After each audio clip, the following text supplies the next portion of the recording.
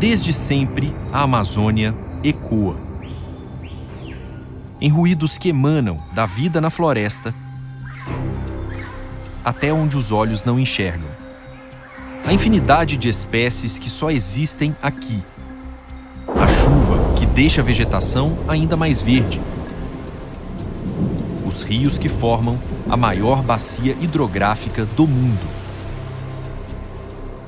Mas há 50 anos, essa imensidão de sons ganhou a companhia de outros. Diferentes, ora aliados, ora inimigos. Sons que não são mais da fauna ou da flora nativas, mas das pessoas que transitam no que antes eram apenas quilômetros e mais quilômetros de mata fechada. Máquinas, veículos,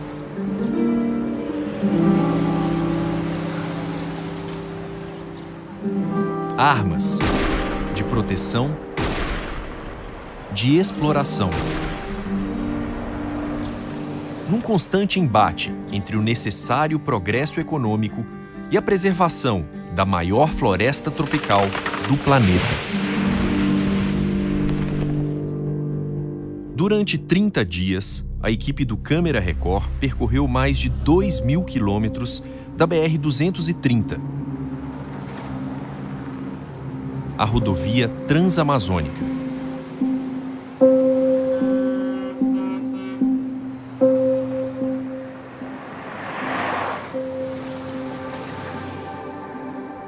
E este podcast vai te levar a uma viagem histórica, sensorial, por regiões rasgadas pela estrada, por conflitos em ebulição desde a primeira árvore derrubada, pelos efeitos colaterais de uma das obras mais ousadas e mais controversas da nossa história.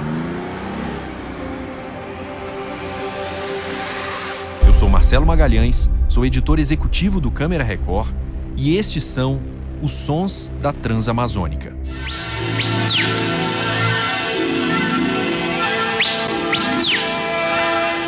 Na visita que efetuou ao município de Altamira, em plena selva amazônica, o presidente Médici inaugurou oficialmente os trabalhos de construção da rodovia Transamazônica, instrumento eficaz de ampliação das fronteiras econômicas do país e uma das obras essenciais do Programa de Integração Nacional elaborado pelo atual governo.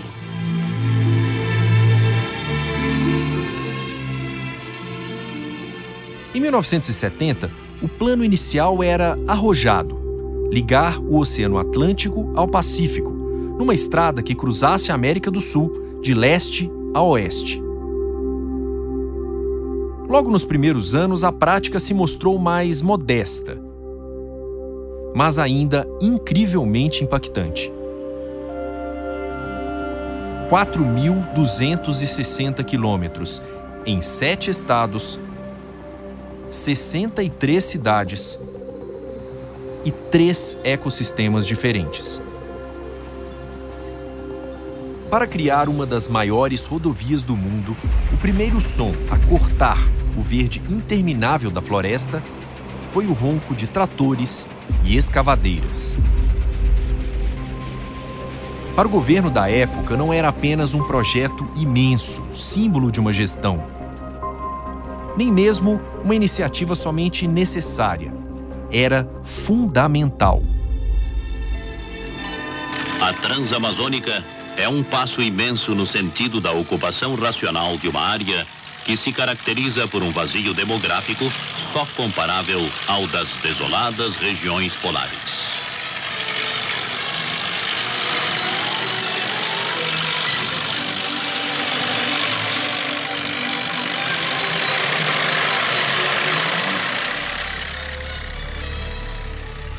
plano do presidente Médici, narrado neste registro do Arquivo Nacional, era levar a população que sofria com o semiárido nordestino a uma terra aparentemente fértil e pouco povoada. Homens sem terra para uma terra sem homens, como conta o ministro da Fazenda na época, Delfim Neto. O Médici era uma figura singular. Ele no avião disse, nós temos que abrir uma frente para libertar aquela gente da seca. Dar para eles uma oportunidade de irem procurar condições melhores de trabalho. Então vamos abrir uma estrada, que seria a Transamazônica, na qual eles migrariam, iriam encontrar terrenos mais férteis para poderem viver melhor, com o aumento da sua própria produtividade. O slogan da época justificava: integrar para não entregar.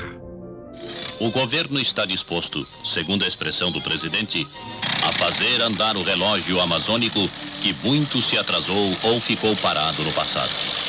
A Amazônia ainda não encontrou sua vocação econômica. O café e o cacau, a madeira e a borracha, o boi, a juta e a castanha têm sido momentos passageiros de riqueza. Na busca pela vocação econômica desse pedaço do Brasil, passaram pela rodovia Transamazônica brasileiros de todas as origens e com todo tipo de função. Entre eles, os donos de um dos ruídos mais temidos da floresta. O som severo, superlativo, da serra elétrica.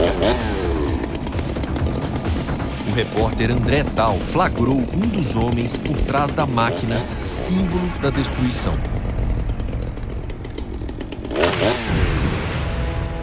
Nós estamos na área rural do município de Brasil Novo e hoje nós vamos mostrar na prática como funciona o desmatamento da Amazônia. Em áreas como essa existem os chamados serradores. São os homens que entram na mata e derrubam as árvores.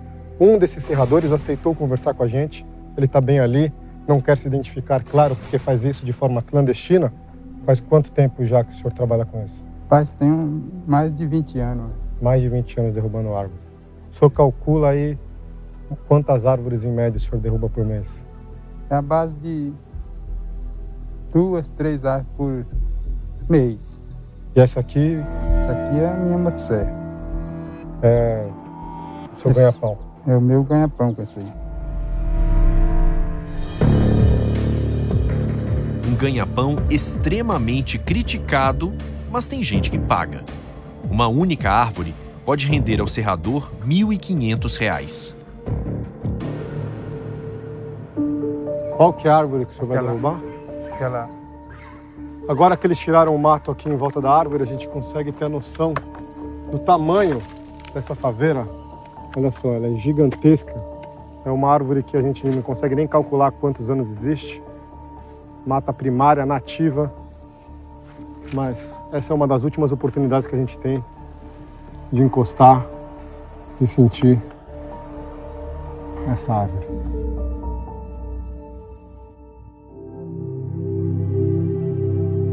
Uma faveira centenária, com 3 metros de diâmetro, quase 30 de altura. Uma gigante que se apequena diante da força desproporcional do homem. Assim que a motosserra é ligada, são 30 minutos de trabalho para o serrador e 30 minutos de tortura para quem acompanha. Cortes grosseiros, brutos, implacáveis. E uma vida cultivada com delicadeza pela natureza chega ao fim num estrondo áspero, seco, definitivo.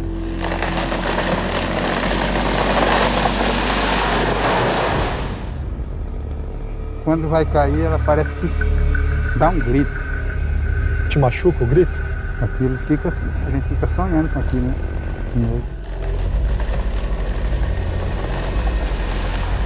Eu me sinto culpado, sim, de estar derrubando.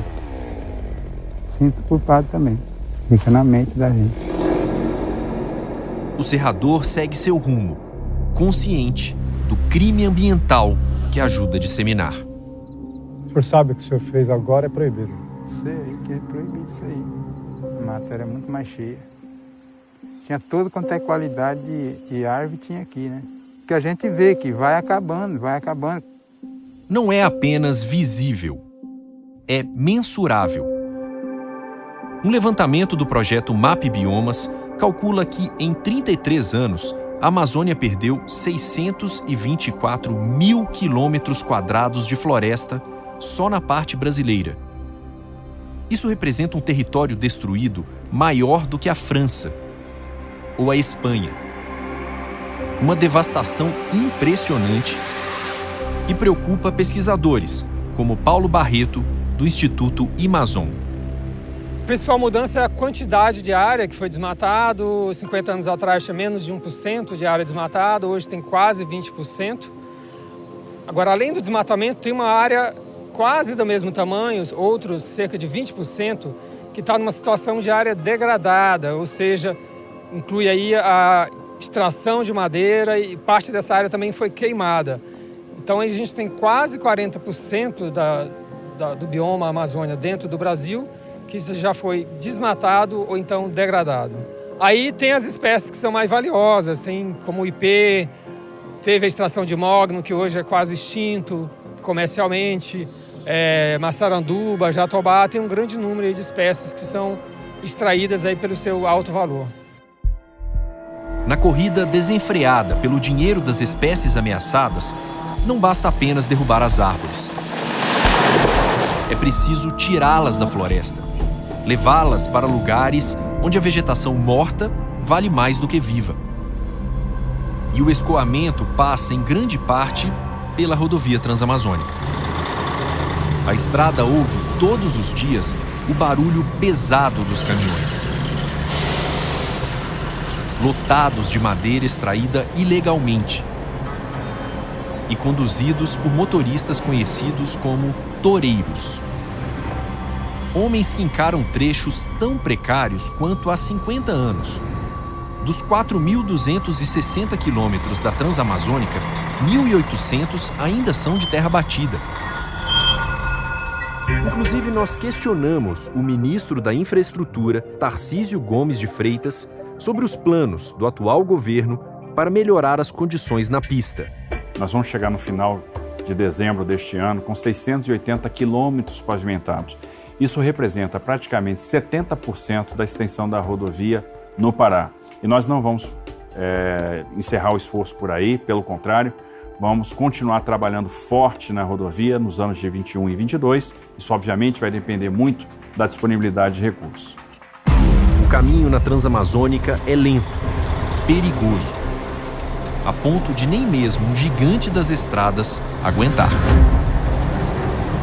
O repórter André Tal encontrou o motorista Mauro Fusari com o caminhão quebrado, próximo à cidade de Humaitá, no Amazonas. Tudo bem? Quebrou aí? Motor? E agora? Não tem mais o que fazer não. Vai arrumar isso aqui. Quebrou o caminhão, agora a gente tá... Aí não sabe o que vai fazer com esse trem quebrado aí, não? O motor da carreta não suportou o peso de madeiras que mal cabem na caçamba.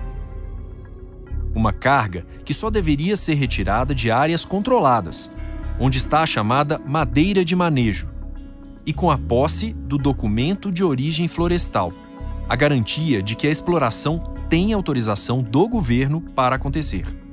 Mas o dia a dia da Transamazônica é bem diferente disso. Essa madeira o senhor está trazendo de onde? Tô vendo do manejo que tem aqui dentro. É manejo mesmo? Manejo. É manejo. Tem aí o documento? Não, o ministro ficou de vir trazer o documento para nós e não veio trazer, né? O documento de origem florestal? É, origem florestal. O toureiro diz não saber onde está o documento que permitiria o seu trabalho. Tampouco conhece a carga que transporta. Que tipo de árvore é essa aqui? Esqueço o nome dessas madeiras, não conheço madeira direito, né? Primeira viagem minha, né? Primeira viagem? É. Quanto que estão pagando para o senhor levar essa madeira aqui? Ah, isso aí paga o fretinho barato, R$50 por metro. E quantos metros tem aqui? 20? Aqui não, aqui tem uns 12 metros por aí. Então a gente vê aqui uma situação bem comum na Transamazônica. Transporte ilegal de madeira, são mais de 12 metros cúbicos. O motorista diz que vem de manejo, mas ele não tem o documento de origem florestal. Então não tem como comprovar que essa madeira vem realmente de uma área de manejo. Muito provavelmente foi retirada de forma ilegal, está sendo transportada para a serraria e ele vai seguir viagem. Quer dizer, iria seguir viagem porque quebrou o caminhão. Se passar aqui a fiscalização, como é que faz? A fiscalização, o que vai fazer? Vai prender a madeira, né? Tem que prender, né? A gente está errado, porque veio sem a nota. O toureiro vai ganhar R$600 pelo transporte, um valor ínfimo se comparado ao prejuízo causado pela exploração irregular da floresta.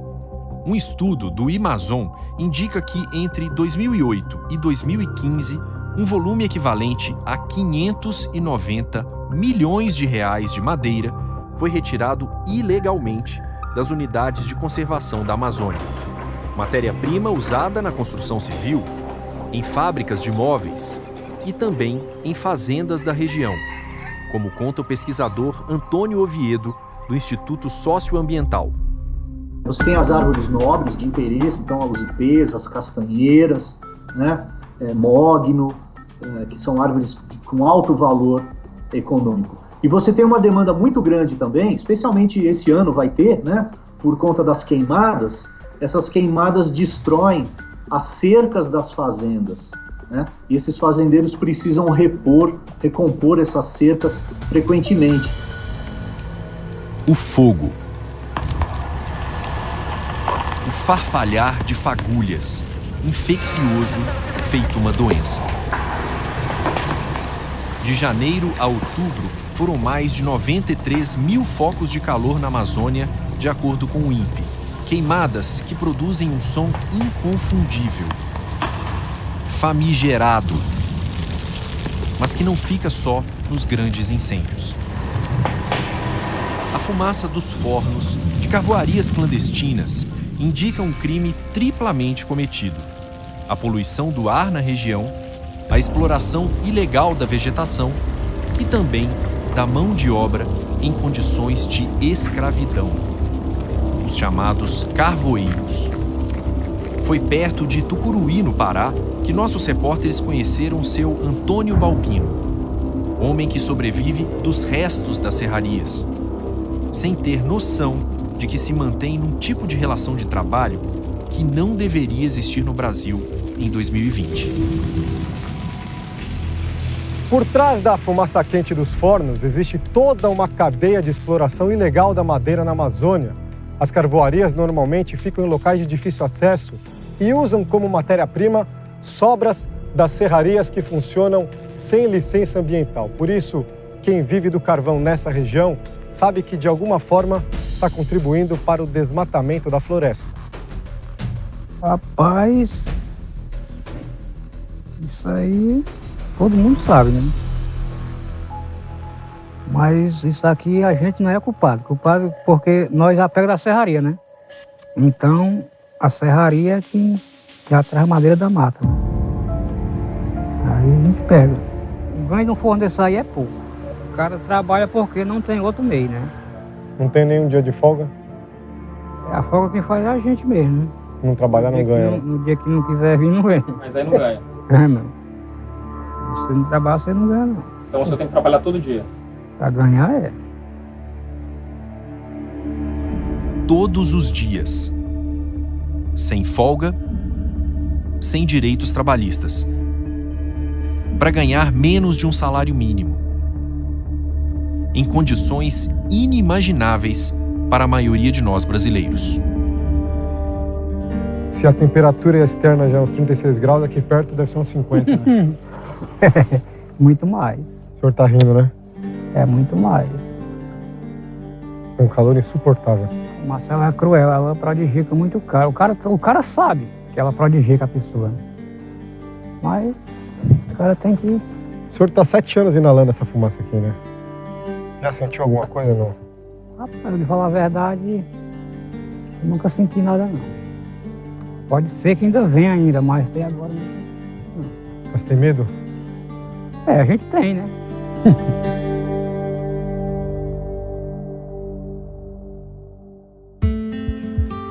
Antônio é um homem simples, faz piada até do que não tem graça.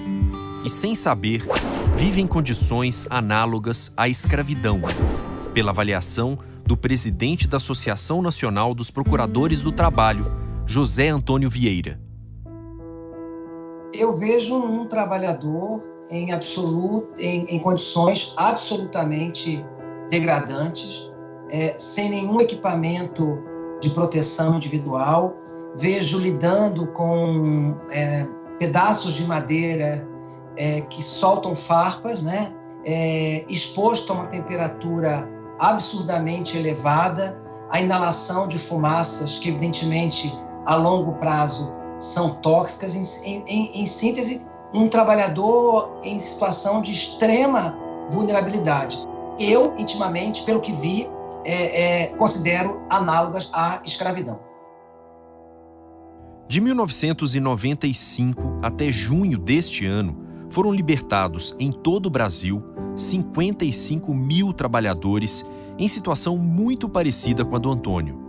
Os dados são do Ministério da Economia e o maior número de ocorrências foi em cidades do sul e sudeste do Pará, cortadas justamente pela Transamazônica.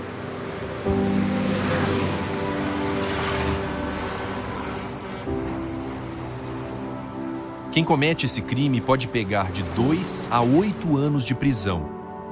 E quem resgata esses trabalhadores ainda se surpreende com as condições nas quais eles vivem, como conta o auditor fiscal Rômulo Machado e Silva.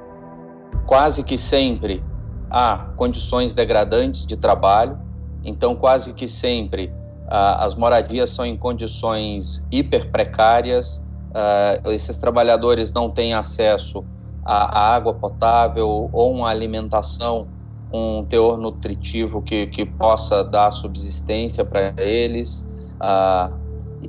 Geralmente eles estão expostos a situações de trabalho que podem levar à ocorrência de acidentes ou doenças do trabalho. Além disso, associado à condição degradante, temos aí quase que sempre em todas as ações também verificado jornadas exaustivas, falta de anotação, a falta do registro do trabalhador. É por motivos assim que a rodovia Transamazônica não vê apenas o duelo entre a vontade do ser humano e a resistência da natureza. É palco também de disputas de homem contra homem. Um dos sons mais temidos da Amazônia é o mesmo que aterroriza as grandes cidades brasileiras. O estampido potente, impiedoso das pistolas.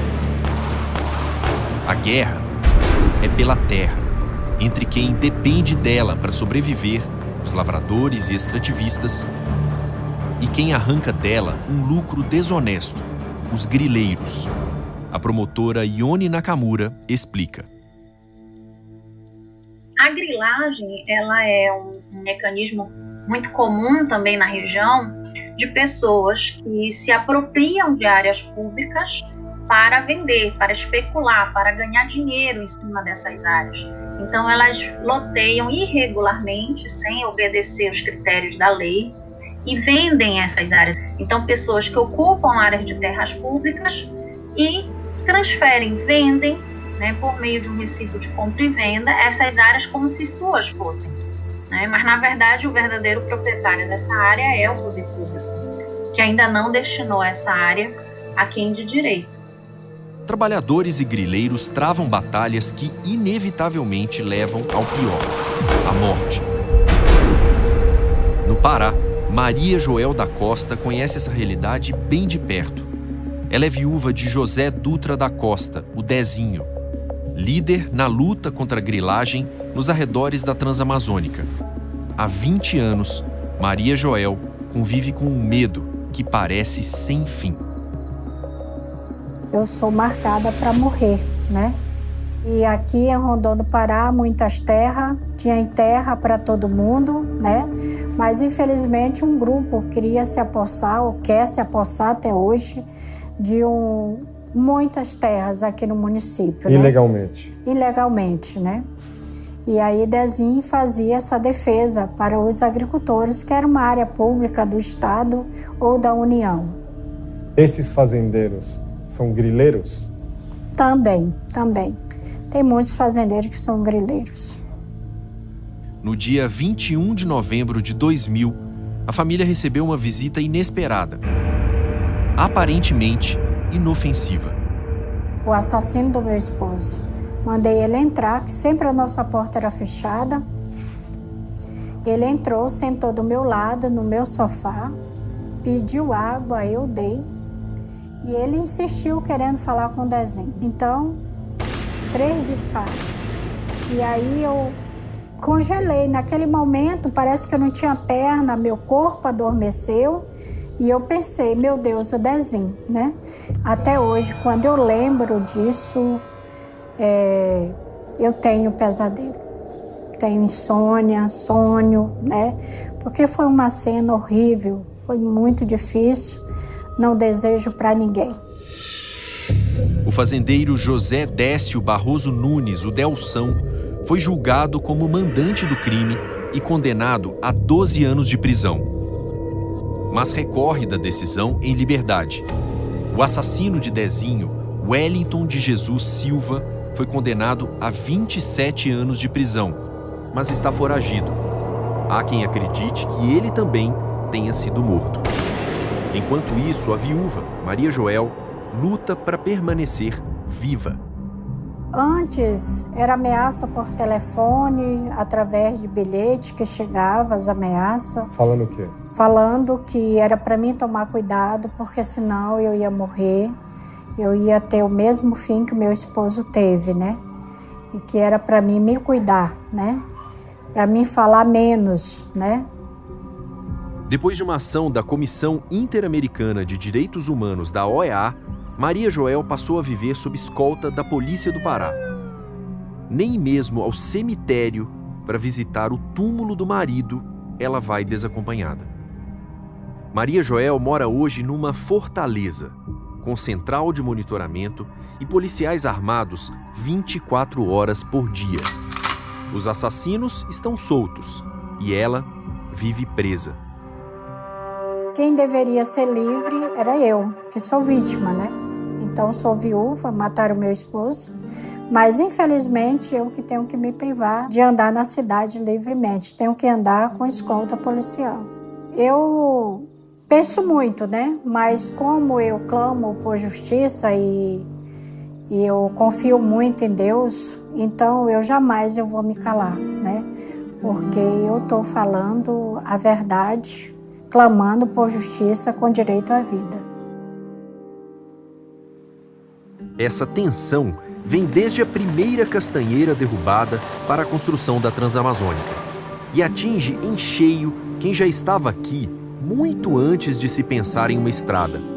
Há 50 anos, o som das máquinas invadiu o canto forte dos povos indígenas. A construção da Transamazônica cortou ao meio a terra dos índios Tenharim. Na época, eles viviam isolados na mata e foram surpreendidos com a chegada de máquinas pesadas, funcionários, toda a movimentação da obra. E quando veio a zoada de máquina, que vinha derrubando tudo esse mato, aí todo mundo ficou preocupado. E o avião vinha e voltava, né? Vinha e voltava, mas não sabia o que era aquilo ali. Susto grande. O susto era grande, era preocupação que dava em nós. Eu nunca vi. A voz que a gente ouve é do cacique Manuel Tenharim e demonstra uma preocupação antiga, que não demorou a se transformar em conflito. A reserva de quase 500 mil hectares virou alvo de grileiros e poceiros, gente que desrespeita as determinações do governo federal e invade terras reservadas para os indígenas. Tomaram, foi a metade da área aqui. Tomaram. Quem? Ali do 150, os vazures. Ia tomar toda essa reserva aqui. Por causa da FUNAI que ainda sobrou um pedaço para nós. E tomaram para fazer o quê? Tomaram para fazer o quê? Fazenda, plantio. É o que o Bolonha sabe fazer, né? Pasto. É muito pasto e criação de gado, né? Quando começou, eles plantavam arroz, feijão, banana, melancia, laranja, tudo eles produziam. Entendeu? Os indígenas não aceitaram passivamente. Muitos partiram para o contra-ataque. O resultado da violência de ambas as partes fica clara na fala de moradores da cidade vizinha de Humaitá, no Amazonas. São injustos, são mentirosos. Aí a gente passou pelas aldeias deles pedindo. Eles estavam tomando banho no rio, só de olhar para a cara deles ainda à noite. Na verdade, todo mundo tem medo. Todo mundo tem medo dos índios. A estrada que partiu o território indígena em dois dividiu também a realidade de povos distintos que convivem no mesmo espaço. Se vocês estivessem isolados ainda, seria melhor ou pior? Seria melhor para nós. Como não estava melhor. Mas nos mais de 4.000 quilômetros da Transamazônica, encontramos muita gente simples, que nada tem a ver com a destruição da floresta. A gente estava passando aqui pela estrada e encontrou um andarilho, São João. Ele disse que está andando há muito tempo. Segundo ele vem de Porto Velho e vai até o Mato Grosso. Ele conta pra gente que dorme no meio do mato, come o que dão para ele, pelas pessoas que passam, e assim ele vai indo. Nessa bolsa ele diz que tem roupa e água, né? Tem calçado. Calçado. Quanto tempo já o senhor está caminhando? Ah, nem lembro mais. Mas já tem mais de umas 2 semanas, umas 2 ou 3 semanas, mais ou menos. O andarilho João é um símbolo de adaptação desse pedaço do Brasil. A estrada vai permanecer onde está, a floresta também. E ele transita pelas duas, como se já fossem uma coisa só. Se estiver longe da cidade, o senhor dorme aonde? Eu durmo na beira da estrada, aí no meio da floresta. Aí não tem nada, não. Se estiver longe de uma cidade, o senhor dorme onde? Eu durmo aqui no meio de uma floresta, dá para dormir no meio da floresta. O senhor tem uma rede? Não tem aranha, não tem nada. Eu durmo no chão mesmo. No chão? No chão mesmo, não tem nada não, até umas aranhas bestas lá, ali não tem nada não. Umas aranhas bobas. O senhor não tem medo? Não, tem nada, não tem escorpião, não tem nada. Isso tem lá no meio da floresta. Ali tinha umas onças, ali é braba. O senhor viu onça? Ela tava lá miando igual gato. Pelo caminho, João ouve diariamente o som de outros brasileiros. Gente que quer levar progresso àquela região. Conscientes de que o uso dos recursos da floresta é, sim, fundamental para o desenvolvimento econômico e para sustentar milhares de famílias na Amazônia, desde que tudo seja feito de maneira responsável, como reforça Paulo Moutinho, do Instituto de Pesquisa Ambiental da Amazônia. Um dos grandes desafios para a Amazônia é trazer ou incorporar a floresta e todas as suas riquezas na economia da região. Não só da região, mas na economia do país como um todo, né? E a gente pode fazer isso de maneiras diferentes, incluindo a exploração sustentável de recursos florestais, né, de uma maneira legal e organizada. O corte da madeira, o corte da árvore, quando feita de maneira planejada e de forma legal, ela tem um potencial econômico muito grande. Nós não queremos uma Amazônia com uma grande cerca em volta que ninguém pode entrar. Nós queremos usar a floresta de uma maneira sustentável. O senhor se sente bem aqui no meio da estrada? Sim, graças a Deus. Sim. Eu não estou doente, não. Eu consigo ainda ter muita força ainda. O som dos passos, dos caminhões, das motosserras, dos disparos, dos cantos indígenas. Um mosaico de ruídos totalmente distintos e, ao mesmo tempo, intimamente interligados. Intervenções humanas que transformam a maior floresta tropical do mundo e compõem os 50 anos de história da Transamazônica, a estrada sem fim. Este podcast teve edição de César Macei, sonorização de Felipe Égia e Rafael Ramos e a colaboração de conteúdo de André Tal, Mariane Salerno, Henrique Beranger, Aldrich Kanashiro e Gustavo Costa. E eu agradeço muito a você que nos acompanhou. Espero de verdade que você tenha gostado. Até a próxima. Tchau.